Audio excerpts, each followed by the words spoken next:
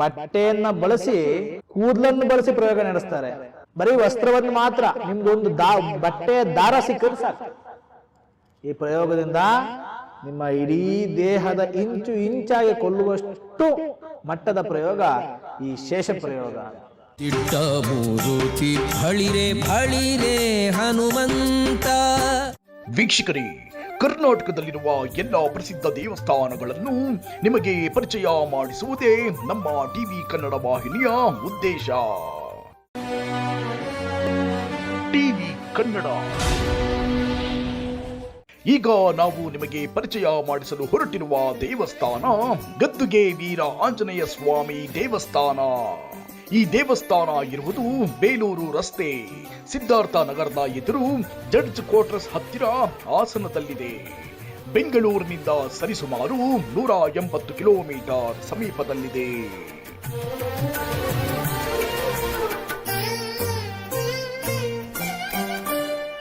ನಮಸ್ಕಾರ, ನಾನು ನಿಮ್ಮ ಪಂಡಿತ್ ಕಾರ್ತಿಕ್ ಡಿಯರ್ ಹನುಮದುರ್ಗರಾಜ್. ತುಂಬಾ ಜನ ನನ್ನ ಬಟ್ಟೆ ಕಳೆದೋಯ್ತು ಅಂತೀರಿ. ಬಟ್ಟೆಯನ್ನ ಬಳಸಿ ಒಂದು ವಿಶೇಷವಾದ ಪ್ರಯೋಗ ನಡೆಸ್ತಾರೆ. ಕೂದಲನ್ನು ಬಳಸಿ ಪ್ರಯೋಗ ನಡೆಸ್ತಾರೆ. ಎಲ್ಲ ಕೇಳೋ ವಿಷಯ, ಬಟ್ಟೆ ಕೂದಲು ತಲೆ ಕೂದಲು ಬಳಸಿ ಪ್ರಯೋಗ ಮಾಡ್ತಾರೆ ಅಂತೇಳಿ. ಯಾವ ಪ್ರಯೋಗ ಮಾಡ್ತಾರೆ, ಹೇಗೆ ಮಾಡ್ತಾರೆ, ಆ ಪ್ರಯೋಗದಿಂದ ಏನಾಗುತ್ತೆ, ಇವೆಲ್ಲವನ್ನು ನಾನು ನಿಮಗೆ ತಿಳಿಸ್ತೀನಿ. ಬಟ್ಟೆ, ವಸ್ತ್ರ ಅಂತ ಕರಿತೀವಿ. ಈ ವಸ್ತ್ರವನ್ನ ಬಳಸಿ ಮಾಡುವಂತಹ ಪ್ರಯೋಗ. ಬರೀ ವಸ್ತ್ರವನ್ನು ಮಾತ್ರ ನಿಮ್ದೊಂದು ಬಟ್ಟೆಯ ದಾರ ಸಿಕ್ಕಿದ್ರೆ ಸಾಕು. ಈ ಪ್ರಯೋಗದಿಂದ ನಿಮ್ಮ ಇಡೀ ದೇಹದ ಇಂಚು ಇಂಚಾಗಿ ಕೊಲ್ಲುವಷ್ಟು ಮಟ್ಟದ ಪ್ರಯೋಗ ಈ ಶೇಷ ಪ್ರಯೋಗ. ಶೇಷ ಅಂದ್ರೆ ಗೊಂಬೆ ಅಂತ ಕರೀತೀವಿ. ಈ ಪ್ರಯೋಗ ಆದರೆ ಮೊದಲು ಹೊಡೆತ ಬೀಳೋದು ನಿಮ್ಮ ಆರೋಗ್ಯಕ್ಕೆ. ಎಂಥ ದೊಡ್ಡ ಹೊಡೆತ ಬೀಳುತ್ತೆ ಅಂತಂದ್ರೆ, ನೀವು ಜಗತ್ತಿನ ಯಾವುದೇ ಹಾಸ್ಪಿಟ್ಲಿಗೆ ಹೋದ್ರೂ ಸರಿಯಾದ ಮೆಡಿಸನ್ ಅನ್ನೋದು ನಿಮ್ಮ ಬಾಡಿಲಿ ವರ್ಕೇ ಆಗೋದಿಲ್ಲ. ಎಂಥ ದೊಡ್ಡ ಡೋಸೇಜಿನ ಮಾತ್ರೆ ತಗೊಂಡು ನಿಮ್ಮ ಬಾಡಿಲಿ ಆ ಮೆಡಿಸಿನ್ ವರ್ಕ್ ಆಗ್ತಾ ಇಲ್ಲ. ಜಗತ್ತಿನ ಯಾವುದೇ ಹಾಸ್ಪಿಟ್ಲಿಗೆ ಹೋದ್ರೂ ನಮ್ಮ ಸಮಸ್ಯೆಗೆ, ನನ್ನ ರೋಗಕ್ಕೆ ಪರಿಹಾರ ಅನ್ನೋದು ಸಿಗ್ತಾ ಇಲ್ಲ. ಇವೆಲ್ಲ ನಡೆಯೋದು ಶೇಷ ಪ್ರಯೋಗದಿಂದ. ಯಾವ ರೀತಿಯಾಗಿ ಆರೋಗ್ಯ ಬಾಧಿಸುತ್ತೆ ಅಂತಂದ್ರೆ, ಹೊಟ್ಟೆ ಒಳಗೆ ಏನೋ ಸೇರ್ಕೊಂಡಂಗಾಗುತ್ತೆ, ಆ ಕಡೆ ಈ ಕಡೆ ಓಡಾಡದಂಗಾಗುತ್ತೆ. ಗ್ಯಾಸ್ಟ್ರಿಕ್ ಅಂತ ನೀವು ಅನ್ಕೋತೀರಿ, ಆದರೆ ಬಹುತೇಕ ಜನಕ್ಕೆ ವಾಯು ಸಮಸ್ಯೆ ಇರಬಹುದು. ಆದರೆ ಈ ಪ್ರಯೋಗದ ಮೊದಲನೇ ಹಂತವೇ ಉದರ ರೋಗ. ಉದರ ಅಂದರೆ ಹೊಟ್ಟೆ. ಹೊಟ್ಟೆಯಲ್ಲಿ ಈ ಪ್ರಯೋಗ ಪ್ರಾರಂಭ ಆಗುತ್ತೆ. ಹೊಟ್ಟೆಯಲ್ಲಿ ನಾನಾ ರೀತಿಯಾಗಿ ಬಾಧಿಸುವಂಥದ್ದು, ನೋವು ಬರುವಂಥದ್ದು, ಇವೆಲ್ಲವೂ ಸಹ ಶೇಷ ಪ್ರಯೋಗದಿಂದ ಆಗಿರುತ್ತೆ. ಏನು ಮಾಡ್ತಾರೆ ಶೇಷ ಪ್ರಯೋಗದಲ್ಲಿ ಅಂತ ಹೇಳಿದ್ರೆ, ನಿಗದಿತವಾಗಿ 18 ದಿನ ಈ ಪ್ರಯೋಗವನ್ನು ನಡೆಸ್ತಾರೆ. 18 ದಿನದಲ್ಲಿ ನಿಮ್ಮ ಬಟ್ಟೆಯನ್ನ ತಗೊಂಡು, ನಿಮ್ಮ ವಸ್ತ್ರವನ್ನು ತಗೊಂಡು ಬಂದು ಹೊಳೆ ಹತ್ರ, ಹರಿಯುವ ನೀರಿನ ಹತ್ರ ಅದನ್ನ 16 ರೀತಿಯ ಮುಳ್ಳುಗಳಿಂದ ಚುಚ್ಚುತ್ತಾರೆ. 16 ರೀತಿಯ ಮುಳ್ಳನ್ನು ತಗೊಂಡು ಅದನ್ನು ಚುಚ್ಚಿ ಆ ಒಂದು ದಡದ ಮೇಲೆ ಬಟ್ಟೆಯನ್ನು ಹಾಸಿ 16 ರೀತಿ ಮುಳ್ಳುಗಳಿಂದ ಚುಚ್ಚುತ್ತಾರೆ. ಮೊದಲು ಚುಚ್ಚಿ ನಿಮ್ಮ ಹೆಸರು, ಆ ವ್ಯಕ್ತಿಯ ತಾಯಿಯ ಹೆಸರು, ಎಲ್ಲ ಹೆಸರುಗಳನ್ನು ಹಾಕಿ ಅದರೊಳಗೆ ಹಾಕ್ತಾರೆ.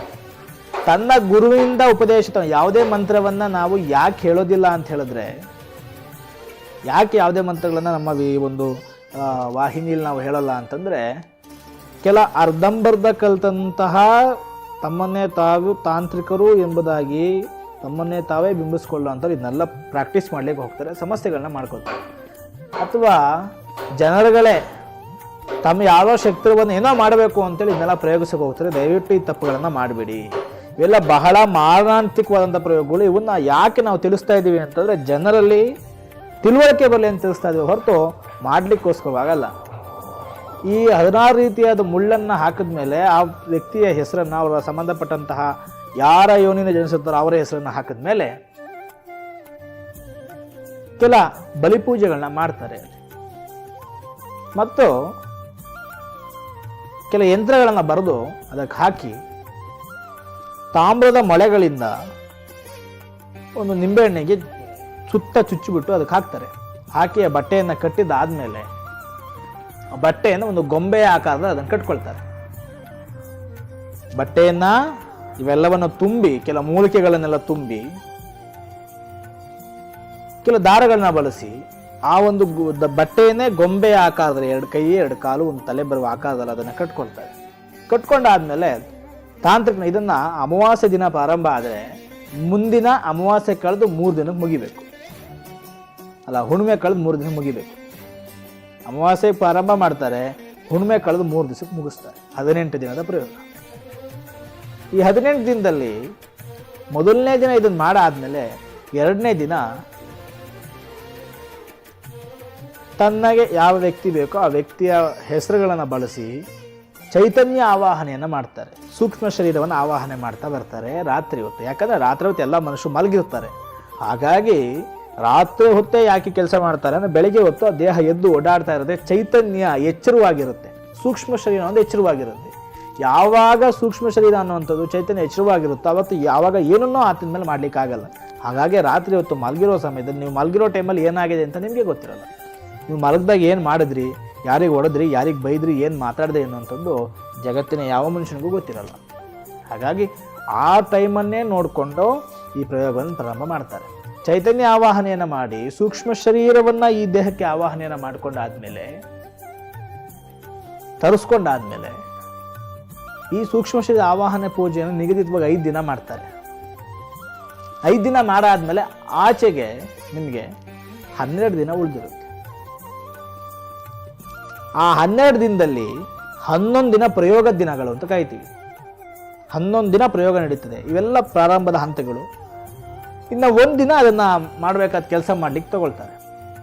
ಆ 11 ದಿನ ನಿತ್ಯವೂ ಸಹ ತಾನು ಮಾಡಬೇಕು, ಯಾವ ವ್ಯಕ್ತಿ ಮೇಲೆ ಪ್ರಯೋಗ ಮಾಡಬೇಕು ಅಂದ್ಕೊಂಡ್ರೆ ಆ ವ್ಯಕ್ತಿಯ ಮೇಲೆ ನಿಂಬೆಯ ರಸ, ಎಕ್ಕದ ಹೂವಿನ ಹಾಲಿನ ರಸ ಇವೆಲ್ಲವನ್ನು ಬೆರೆಸಿ, ಕೆಲವು ಇನ್ನೂ 2-3 ಗಿಡಮೂಲಿಕೆಗಳು, ಎಲ್ಲವನ್ನು ಹೇಳೋದಿಲ್ಲ, ಇನ್ನೂ ಕೆಲವು ಗಿಡಮೂಲಿಕೆಗಳ ರಸವನ್ನು ಬೆರೆಸಿದಾಗ ಅದೊಂದು ರೀತಿಯಾದ ವಿಷ ಆಗ್ತದೆ. ಈ ವಿಷವನ್ನು ದಿನವೂ ಸಹ ಒಂದು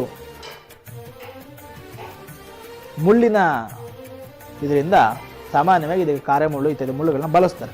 ಈ ಮುಳ್ಳುಗಳಿಂದ ದಿನವೂ ಹೆಜ್ಜೆ ಆ ಗೊಂಬೆಗೆ ಒಂದೊಂದನ್ನೇ ಇಳಿಸ್ತಾ ಹೋಗ್ತಾರೆ, ಒಂದೊಂದನ್ನೇ ಗೊಂಬೆಗೆ ಚುತ್ತಾ ಹೋಗ್ತಾರೆ. 11 ದಿನ 11 ರೀತಿಯಾದ ಮುಳ್ಳನ್ನು ಚುತ್ತಾರೆ. ಬೇರೆ ಬೇರೆ 11 ರೀತಿಯ ಮುಳ್ಳು, ಒಂದೇ ಥರದ ಮುಳ್ಳು ಚುಚ್ಚಲ್ಲ. ಬೇರೆ ಬೇರೆ 11 ರೀತಿಯ ಮುಳ್ಳುಗಳನ್ನ ಚುಚ್ಚಿ ಆ ಒಂದು ಪ್ರಯೋಗವನ್ನು ಸಮಾಪ್ತಿ ಮಾಡ್ತಾರೆ. ಸಮಾಪ್ತಿ ಮಾಡಿದ ನಂತರದಲ್ಲಿ 12ನೇ ದಿನ ಈ ಒಂದು ಗೊಂಬೆಯನ್ನು ತಗೊಂಡು ಹೋಗಿ ಬೋರ್ಲಾಗಿ ಹುತ್ತದೊಳಗೆ ಹಾಕ್ತಾರೆ.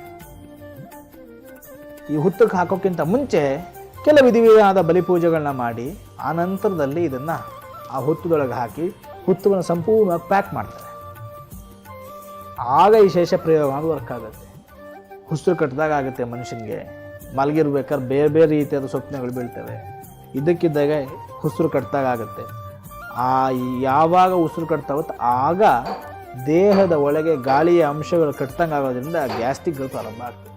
ಎಲ್ಲರಿಗೂ ಆಗುತ್ತೆ ಅಂತಲ್ಲ, ಈ ಪ್ರಯೋಗ ಆದಂದವನಿಗೆ ಸಮಸ್ಯೆ ಆಗುತ್ತೆ. ಮೋಸ್ಟ್ ಆಫ್ ಆಲ್ ಜನಕ್ಕೆ ಇವತ್ತು ಗ್ಯಾಸ್ಟ್ರಿಕ್ ಅನ್ನೋ ಸಮಸ್ಯೆ ಇದೆ, ವಾಯು ಪೀಡಿತ ಸಮಸ್ಯೆಗಳು ಇವತ್ತು ಬಹಳ ಜನಕ್ಕಿದೆ.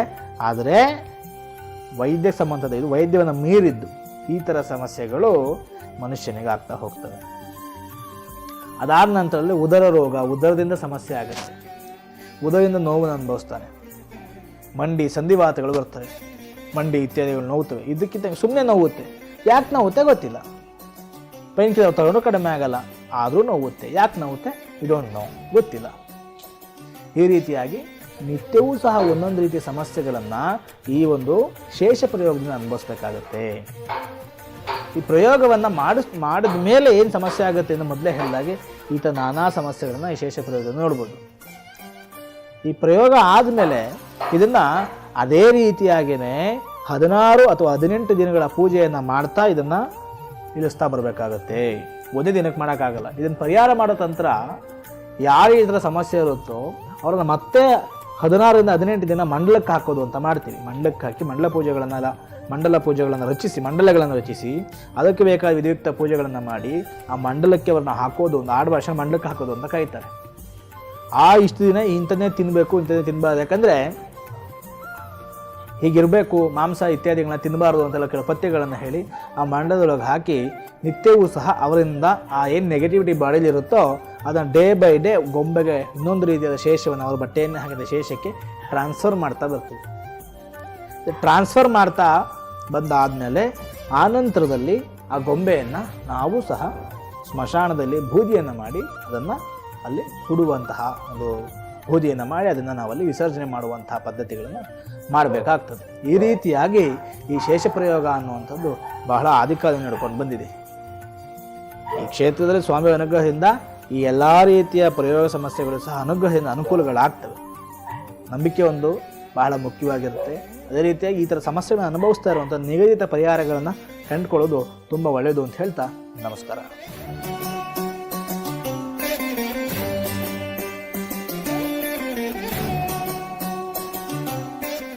ನೋಡಿದ್ರಲ್ಲ ವೀಕ್ಷಕರೇ, ಶ್ರೀ ಗದ್ದಿಗೆ ವೀರ ಆಂಜನೇಯ ಸ್ವಾಮಿಯ ಆಶೀರ್ವಾದ ಸದಾ ನಿಮ್ಮ ಮೇಲೆ ಇರಲಿ ಎಂದು ಟಿವಿ ಕನ್ನಡ ವಾಹಿನಿಯಿಂದ ಆಶಿಸುತ್ತೇವೆ.